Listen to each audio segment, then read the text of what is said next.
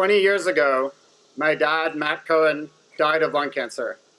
And a few years before that, his younger brother, his only sibling, Andy Cohen, died of lung cancer. One smoked more than the other, but burning tobacco killed them both. We could have done something about that problem a very long time ago. Meticulous research shows that we didn't, because tobacco companies hired some very famous physicists to contest the medical science.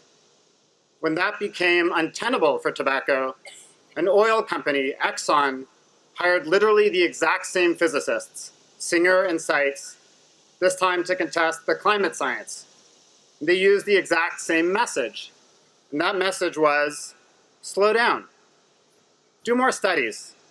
Don't take any rash actions. No untested solutions. Don't jeopardize our way of life or the status quo before we know more.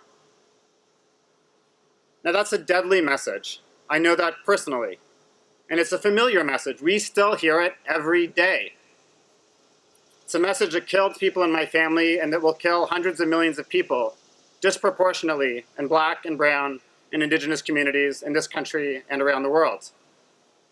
So the world's best scientists, the IPCC, have called for, quote, rapid, far-reaching, and unprecedented changes in all aspects of society, unquote, to stabilize the climate. In this country, many of us are echoing the world's best science by calling for a Green New Deal.